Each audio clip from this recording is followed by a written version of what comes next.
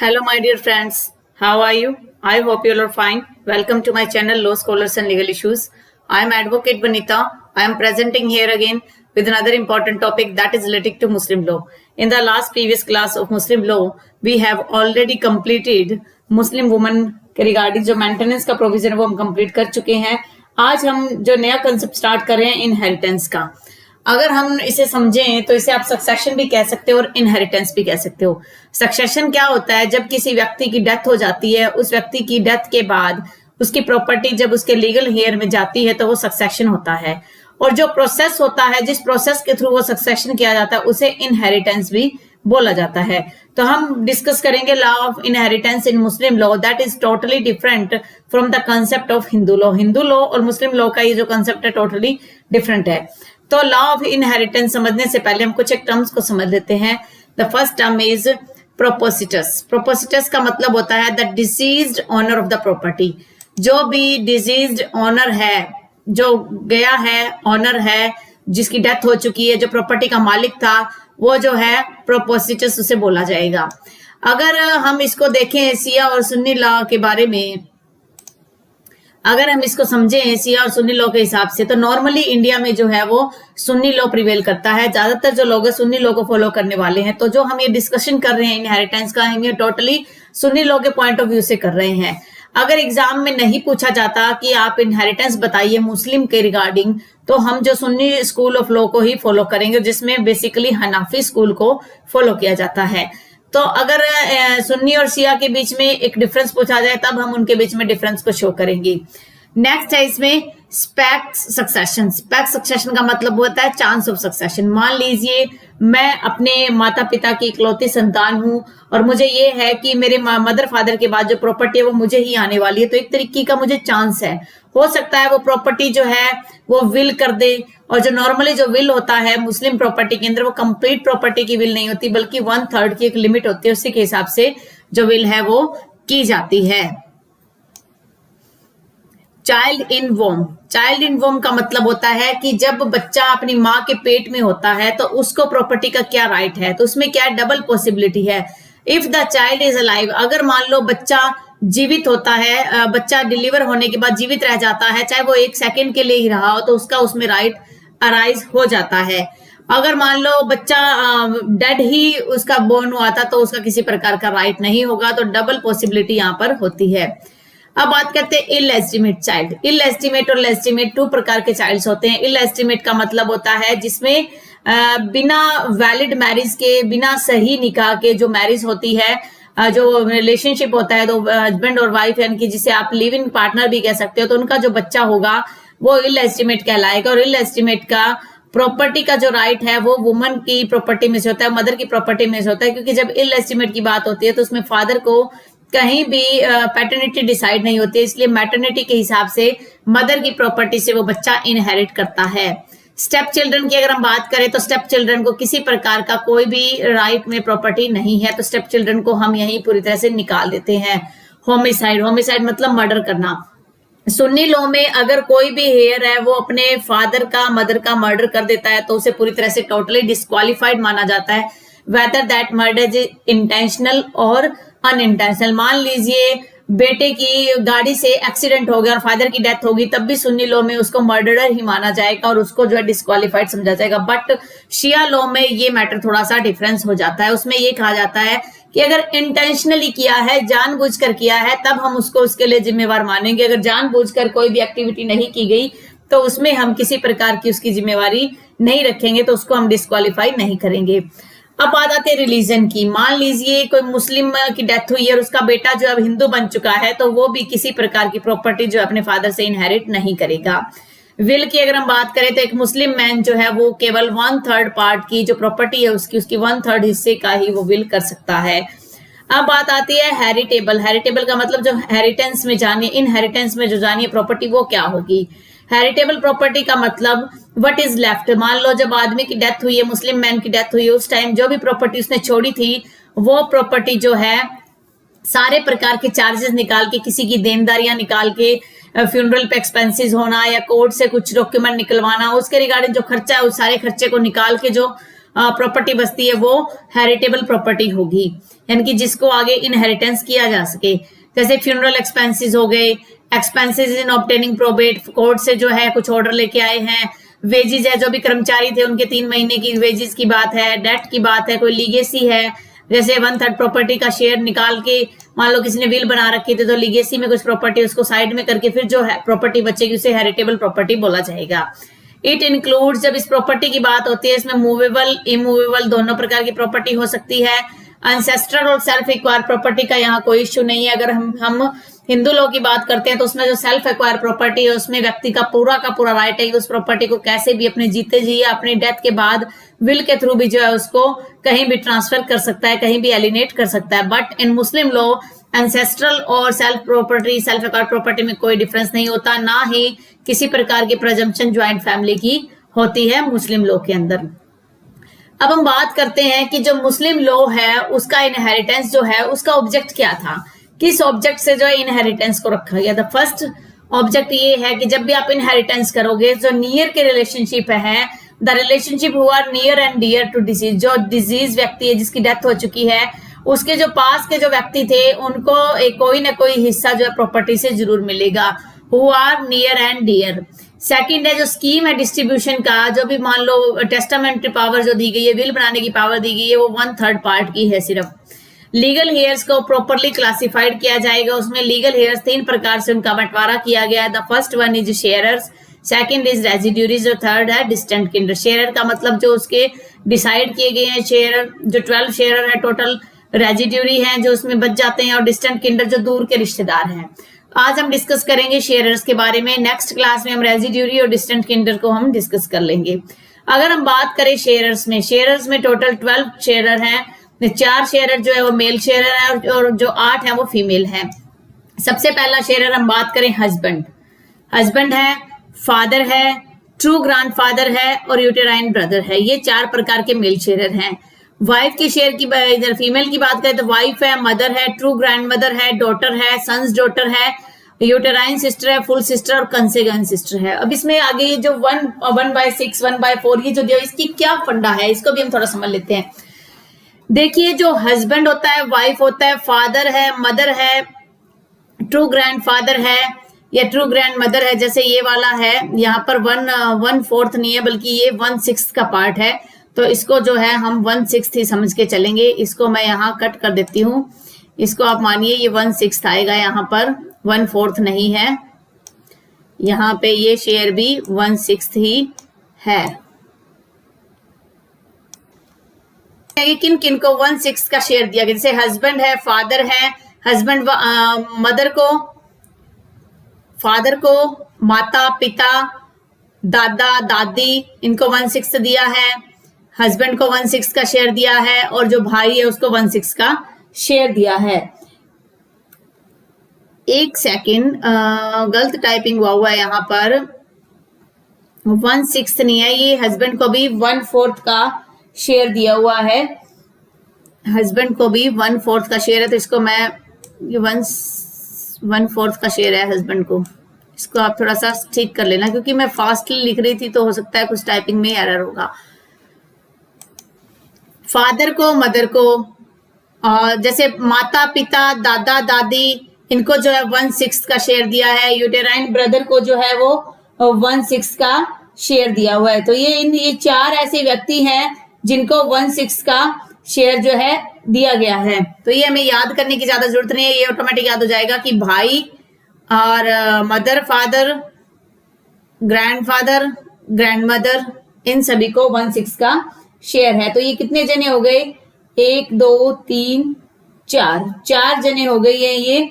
तो इस प्रकार से यूटेराइन ब्रदर है और यूटेराइन सिस्टर है उसको भी 1/6 का शेयर दिया हुआ है। तो 6 जने हो गए हैं जिनको 1/6 का शेयर दिया है। कौन कौन से हैं 1/6 का, एक तो फादर को 1/6 है, एक दादा को, एक भाई को और एक बहन को, यूटेराइन ब्रदर सिस्टर की बात हो रही है, और दादी को और मदर को। कहने का मतलब याद करना मुश्किल नहीं है, माता पिता दादा दादी भाई बहन इनको 1/6 का शेयर दिया। और 1/6 का क्यों दिया गया, क्योंकि ये बिल्कुल हमारे क्लोज रिलेटिव्स होते हैं, मदर फादर है क्लोज रिलेटिव है, भाई बहन हमारे क्लोज रिलेटिव है, ब्लड रिलेशन से आप कह सकते हो, हालांकि ब्लड रिलेशन से तो ये शेयर सारे ही हैं। इसके बाद जब वाइफ के शेयर की बात आएगी तो वाइफ को जो है हस्बैंड से हाफ मिलता है, तो हस्बैंड को 1/4 का शेयर मिलेगा और वाइफ को 1/8 का, तो इनको वैसे याद कर लोगे आप। जब डॉटर की बात करोगे, जब अकेली डॉटर होगी, बेटी होगी, उसको 1/2 यानी कि 1/2 हाफ शेयर मिलेगा। अगर एक से ज्यादा बेटी है तो उसको 2/3 का शेयर मिलेगा। अगर बेटे की बेटी यानी कि जो पोती है उसको स्टार्टिंग में अगर एक पोती है तो उसको 1/2 दिया जाएगा, और अगर एक से ज्यादा पोतियां हैं तो 2/3 दिया जाएगा। फुल सिस्टर की बात करें तो 1/2, अगर एक सिस्टर तो बहुत ज्यादा है तो 2/3। कंसेक्वेंस सिस्टर की बात करें, फुल सिस्टर तो जैसे कि एक कोई व्यक्ति है, मान लीजिए ये एक एम है, इसकी एक बेटी एक बेटी है D1 और एक बेटी है D2, ये क्या है? फुल सिस्टर है, तो ये फुल सिस्टर होगी। अब अगर मान लो ये है M है, उसकी एक पत्नी है W1 और एक पत्नी है W2, तो इन दोनों से जो लड़कियां हैं वो क्या हो जाएंगी? वो कंसेक्वेंस सिस्टर हो जाएंगी। तीसरा है कि एक वाइफ है, इसने क्या किया? पहले शादीशुदा थी, विडो थी, या जो भी इसकी पहले से लड़की, इसने शादी कर ली, एक आदमी इसको तलाक दिया, फिर दूसरी शादी कर ली, तो इन दोनों का जो बच्चा होगा वो बच्चा जो है वो ये माना जाएगा यूटेराइन सिस्टर होगी वो। तो इस प्रकार से ये जो यूटेराइन सिस्टर हो जाएगी। तो मेरे हिसाब से ये जो कंसेप्ट है आपको समझ में आ गया होगा, और इस कंसेप्ट को मैं पहले हिंदू लॉ के तहत भी आपको अच्छे से करवा चुकी हूँ, तो वो भी आप मेरे वीडियो देखकर ये कंसेप्ट को थोड़ा डिटेल में समझ सकते हो। अगली हम बात करते हैं जनरल रूल्स कि अगर हम ये शेयरर्स की जब बात कर रहे हैं तो इनके जनरल रूल्स क्या होंगे। सबसे पहला रूल ये होगा कि जो लिविंग पर्सन होगा, जब कोई व्यक्ति जीवित ही है तो उसमें किसी प्रकार का इनहेरिटेंस नहीं होगा, उसमें आगे किसी प्रकार से प्रॉपर्टी नहीं आएगी किसी के पास। फिर सेकंड पॉइंट ये कहता है लिविंग पर्सन है, नो इनहेरिटेंस है, mother does not exclude uterine brother sister. मान लीजिए जैसे इनहेरिटेंस का इसमें क्या रूल होता है कि जैसे कोई व्यक्ति है, मान लीजिए ये एक व्यक्ति है, इस व्यक्ति की डेथ होती है, इसकी वाइफ है एक, इसकी मदर भी बैठी है, इसकी ग्रैंड मदर भी बैठी है, ठीक है, इसका फादर भी बैठा है, और इसका ब्रदर भी है, और इसकी सिस्टर भी है, इसकी डेथ होगी। अब अगर इसकी मदर बैठी है ना, तो ये जो ब्रदर सिस्टर है इनको ये एक्सक्लूड नहीं करेगी। ये मदर, अगर मान लो मदर है तो उसके साथ साथ इनको भी इनका जो शेयर है उसमें से मिलेगा। लेकिन अगर फादर बैठा हुआ है, फादर जीवित है, तो इन दोनों का जो शेयर है वो एक्सक्लूड हो जाएगा। अगर मान लो ये ग्रैंड मदर बैठी है, मदर हो गई है, तो ये ग्रैंड मदर एक्सक्लूड हो जाएगी। तो इस प्रकार से ये एक्सक्लूजन जो है, ये जनरल रूल जो है मुस्लिम लॉ में होता है। Mother does not exclude uterine brother sister को एक्सक्लूड नहीं करेगी, नियर एक्सक्लूड करेगा रिमोटर से। नियर कैसे एक्सक्लूड करेगा? जैसे मैंने अभी आपको एग्जांपल बताया था कि जैसे ये है वो व्यक्ति, इसका फादर भी जीवित है और ग्रैंडफादर भी जीवित है। अब ग्रैंडफादर को भी शेयर है, दे रखा है, और लेकिन अगर फादर जीवित है तो इसको शेयर मिलेगा, न कि इसको मिलेगा। तो इस तरीके से जो 12 शेयरर्स दिए हुए हैं, 12 शेयरर का मतलब ये नहीं है कि सभी को शेयर मिलेगा। ये कुछ रूल्स के बेस पर है कि जो नियरर होगा वो रिमोटर को एक्सक्लूड कर देगा। अगर किसी का फादर जीवित है तो फादर को उसमें शेयर मिलेगा, न कि उसके दादा को।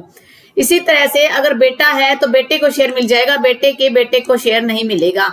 मान लीजिए एक फादर है, फादर की डेथ हो चुकी है, ये फादर है, इसकी डेथ हो गई, इसके बाद इसका एक सन भी है और एक सन का सन भी है। अब सन का सन है तो अब ये जो शेयर है ये इसको नहीं मिलेगा बल्कि इसको मिलेगा। तो जो नियरर होगा उसको वो जो क्या करेगा, रिमोटर को एक्सक्लूड कर देगा। इसी तरीके से फादर बैठा है तो फादर के फादर को शेयर नहीं मिलेगा। अगर मान लो फादर की डेथ हो गई है, ये फादर है, इसकी एक बेटी भी है और एक इसका सन है। अगर सन और डॉटर दोनों बैठे हैं तो दोनों को शेयर मिलेगा। सन जो एक्सक्लूड कर देगा डॉटर को, और डॉटर जो है वो रेजिड्यू में आ जाएगी। और जो सन को जो शेयर मिलता है वो 2:1 में मिलता है। कहने का मतलब बेटे को जो है 2 हिस्से मिलेंगे और बेटी को 1 मिलेगा। तो बेटी को शेयर की कितना मिलता है, बेटी को जब शेयर की बात आती है तो 1/2 मिलता है, तो बेटे को कितना मिल जाएगा, तो टोटली शेयर उसी का आ जाएगा। तो इस प्रकार से कुछ एक चेंजेस जो है वो मुस्लिम लॉ में है जो हिंदू लॉ में नहीं है। हिंदू लॉ में इक्वल शेयर है, बेटी और बेटे का इक्वल शेयर है। 2005 के अमेंडमेंट के बाद उन्हें इक्वल शेयर मिलता है, लेकिन मुस्लिम लॉ में ऐसा कोई विशेष रूल नहीं है। अब हम बात करते हैं शेयर्स की। मैं इतना डिटेल में नहीं करवा रही हूँ, प्री के पॉइंट ऑफ व्यू से करवा रही हूँ। हालांकि प्री के अंदर जो है इनहेरिटेंस में से क्वेश्चन कम ही पूछे जाते, फिर भी हमें थोड़ा आइडिया होना चाहिए। प्राइमरी हेयर्स, शेयर्स को भी आगे 3 भागों में बांटा गया। The first is primary heir, second is substitutes for primary heirs, और थर्ड इज ब्रदर और सिस्टर। तो अगर मान लो मदर है, सबसे पहला है मदर बैठी है, तो वो हमेशा ही शेयरर ही मानी जाएगी। मदर कभी भी रेजिड्यूरी नहीं होगी। ऐसा नहीं कि मदर को आप रेजिड्यूरी में ले आओगे, मदर हमेशा ही शेयरर ही रहेगी और उसको 1/6 का शेयर मिलेगा। अगर फादर है, व्हेन द डिजीज है नो चाइल्ड, मान लो जो मरा है व्यक्ति उसके कोई बच्चा नहीं है या बेटे का बेटा भी नहीं है, तो फादर जो है रेजिड्यूरी बन जाएगा। यहाँ पर रेजिड्यूरी को हम नेक्स्ट क्लास में डिस्कस करेंगे कि रेजिड्यूरी को कितना अधिकार मिलता है, क्या कुछ सिस्टम है।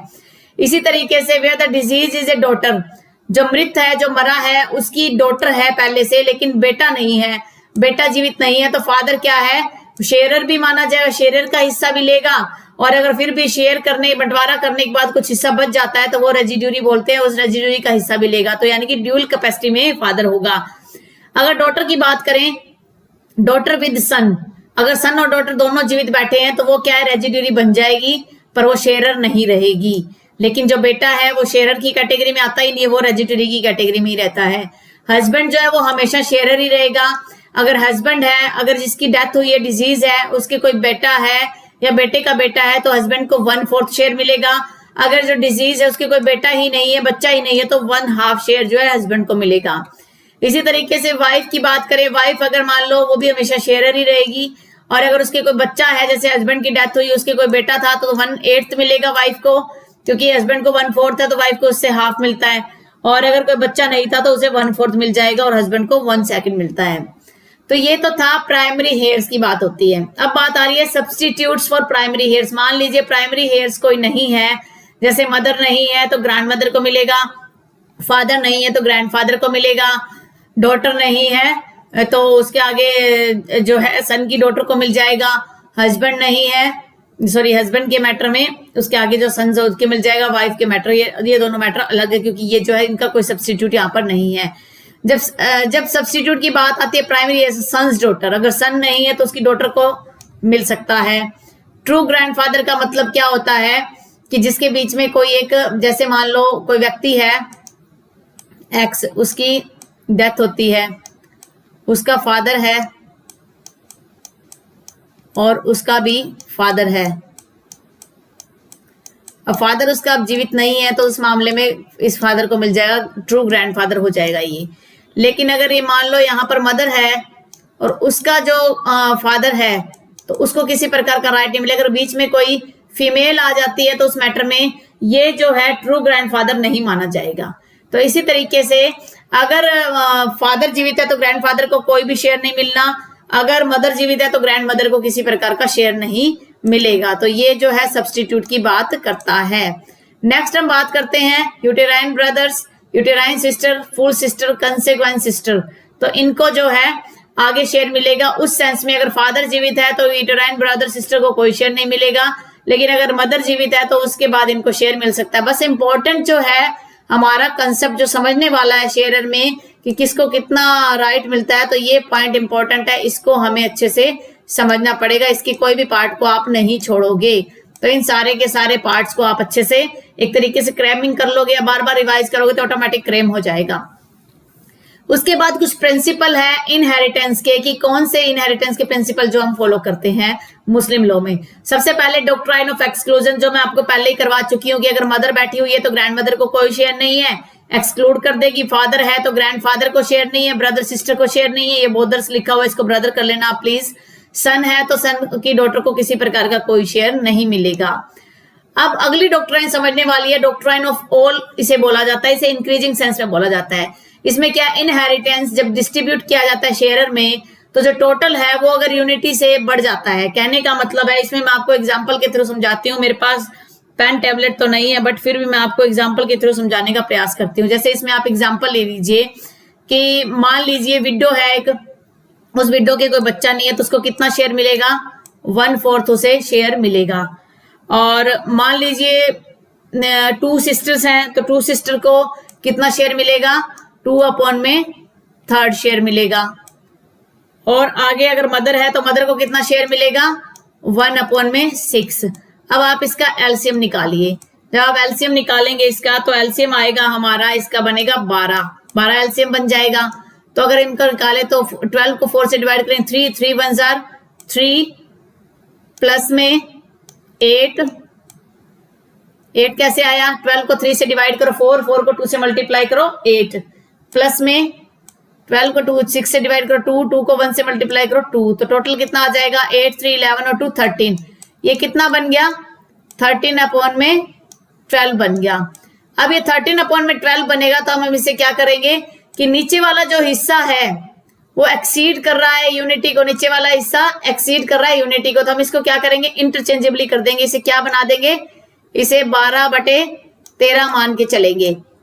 जब 12/13 मान के चलेंगे तो ये जो विडो का शेयर जो 1/4 था वो कितना हो जाएगा, ये वाला उसका 3 उठाओ और नीचे वाला ये 13 उठाओ, तो उसका शेयर बन जाएगा 3/13। तो इसका शेयर कितना हो जाएगा, 3/13 हो जाएगा। इसी तरीके से अगला शेयर कितना हो जाएगा, 8/13 हो जाएगा। इससे अगला शेयर कितना हो जाएगा, 2/13 हो जाएगा। तो इस तरीके से जो डॉक्ट्राइन ऑफ ऑल है इसको एक्सरसाइज किया जाता है। तो ये मैथमेटिकल कैलकुलेशन है, ये हमें करना इतना जरूरी नहीं है, हमें सिर्फ समझना है कि डॉक्ट्राइन ऑफ ऑल भी होता है जिसमें इंक्रीज किया जाता है सारी चीज को। तो ये जो है, ये जो कंसेप्ट है, ये मैं यहाँ पे इसको मार्क कर देती हूँ कि ये जो है आपके थोड़ा सा माइंड में रहेगा कि ये वाला एग्जाम्पल जो है हमने इसके संदर्भ में किया था। वैसे आप वीडियो देख ही लोगे, इतना रिक्वायरमेंट है ही नहीं।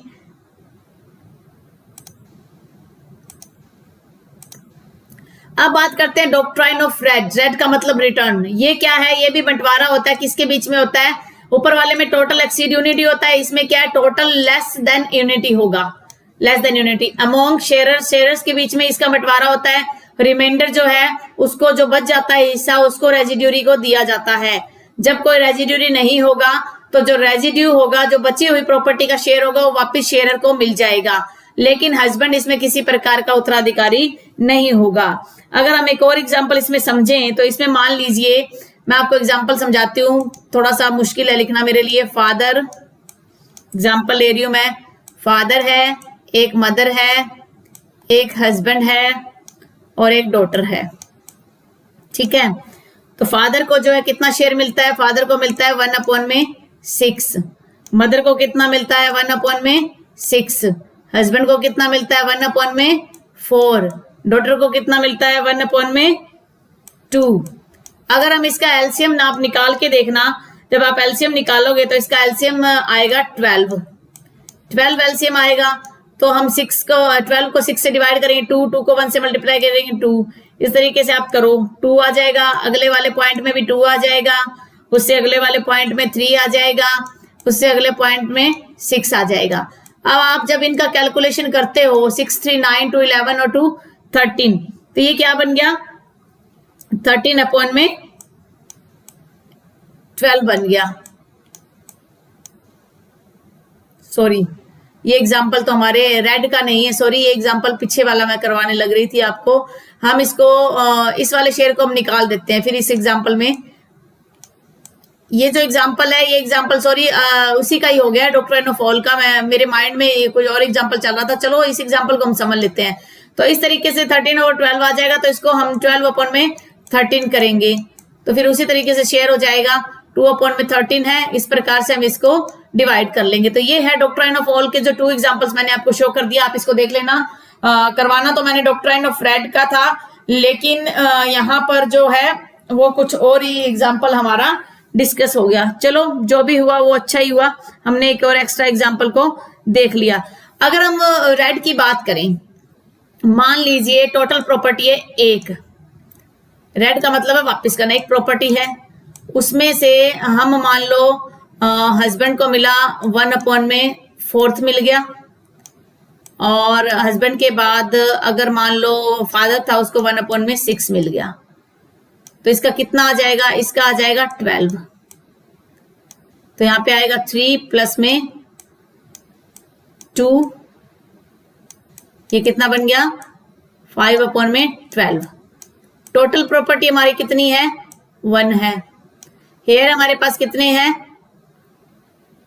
ये 2 हेयर थे, इनका हमने इतना शेयर इसको दे दिया। हमारे पास कोई अभी रेजिड्यू नहीं है, रेजिड्यू मतलब जो सन होता है ना वो 12 शेयरर में नहीं काउंट होता, सन को रेजिड्यू माना जाता है, लेकिन यहाँ सन था ही नहीं। तो अब हम क्या करेंगे, 1 में से 5/12 को जब हम सब्ट्रैक्ट करेंगे इस प्रॉपर्टी को, तो क्या आएगा, इसका आंसर आएगा 12 माइनस में 5/12। तो हमारे पास प्रॉपर्टी कितनी बच गई, 7/12 प्रॉपर्टी हमारे पास बच गई। तो अब जो ये प्रॉपर्टी बच गई है, इसमें से जो शेयरर थे उनको हिस्सा मिल जाएगा, लेकिन हस्बैंड को रेड के तहत किसी प्रकार का हिस्सा नहीं मिलेगा। तो इसमें से जो शेयर है वो सारा का सारा 1/6 के जो शेयर आना था मदर को उसमें आ जाएगा, लेकिन यहाँ उसके अलावा कोई और शेयरर नहीं है, तो ये टोटली का टोटली शेयर जो है अब इसके खाते में रिटर्न हो जाएगा। तो ये है डॉक्ट्राइन ऑफ रेड, जो हस्बैंड और वाइफ को जो ये रिमेनिंग प्रॉपर्टी है उसमें से किसी प्रकार का कोई पार्ट नहीं मिलेगा। तो आज का हमारा ये लेक्चर हम यहीं पर फिनिश करते हैं। उससे पहले एक बार थोड़ा रिवीजन और कर लेते हैं। देखिए, सबसे पहली चीज रिवाइज करते हैं, प्रोपोसिटस क्या होता है, जब डिजीज ओनर होता है जिसकी प्रॉपर्टी थी उसकी डेथ हो चुकी है, उसको जो है प्रोपोसिटस बोलते हैं। स्पेक्ट सक्सेशन क्या होता है, किसी व्यक्ति को चांस ऑफ सक्सेशन है कि मेरे फादर के बाद ये प्रॉपर्टी मेरे को आएगी, उसको एक चांस है, जरूरी नहीं कि उसी को प्रॉपर्टी आनी है, हो सकता है वो वक्फ बोर्ड में वो डोनेट कर दे। चाइल्ड इन वोम के क्या राइट है, अगर वो बच्चा जीवित रह जाता है डिलीवरी के बाद तो उसको राइट मिलेगा। इलेस्टिमेट चाइल्ड को मदर की प्रॉपर्टी से राइट मिलेगा, स्टेप चिल्ड्रन का कोई राइट नहीं है। होमिसाइड, अगर किसी ने अपने फादर का मर्डर कर दिया तो उसको किसी प्रकार का प्रॉपर्टी से राइट नहीं मिलेगा। रिलीजन, अगर नॉन मुस्लिम है कोई तो उसको प्रॉपर्टी नहीं मिलेगी। विल सिर्फ 1/3 की करी जा सकती है। हेरिटेबल प्रॉपर्टी में मूवेबल रिमूवेबल दोनों प्रकार की प्रॉपर्टी आ सकती है। एंसेस्ट्रल और सेल्फ एक्वायर्ड प्रॉपर्टी से किसी प्रकार का डिफरेंस नहीं होता, किसी प्रकार का प्रोजम्पशन जो है नहीं माना जाता। तो ऑब्जेक्ट क्या है, सबसे पहले जो नियर और डियर है उनको वो हिस्सा मिलता है। 1/3 की जो है विल की जा सकती है। शेयर्स, रेजिड्यूरी, डिस्टेंट किंडर, 3 प्रकार के हेयर्स होते हैं।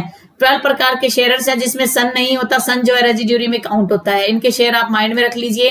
तो प्राइमरी हेयर्स में अगर मदर है तो वो हमेशा ही शेयरर रहेगी, ऐसा नहीं कि जो बची हुई प्रॉपर्टी है वो उसको मिल जाएगी। जैसे मैंने आपको लास्ट में एग्जांपल करवाया था, जो हमारे पास प्रॉपर्टी बच गई थी 7/12, वो प्रॉपर्टी जो है वो रेजिड्यूरी के पास जाती है। रेजिड्यूरी मतलब टोटल बची हुई प्रॉपर्टी सन के पास जाती है, सन के पास बहुत बड़ा हिस्सा जाता है।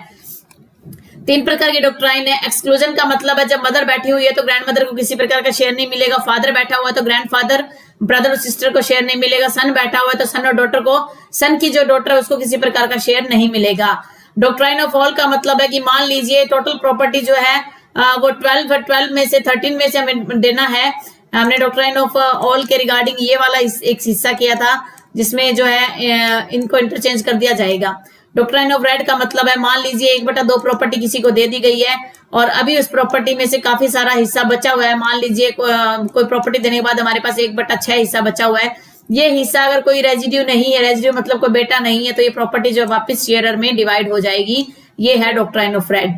आई होप आपको आज का वीडियो अच्छा लगा। अगर आपको आज का वीडियो अच्छा लगा और समझ में आया तो आप मेरे वीडियो को लाइक कीजिए। अगर आप मेरे चैनल पे न्यू और फर्स्ट टाइम इस वीडियो को देख रहे हो, I humbly request you to subscribe my channel, also share to your friends so that your friends can also get benefit from such type of videos.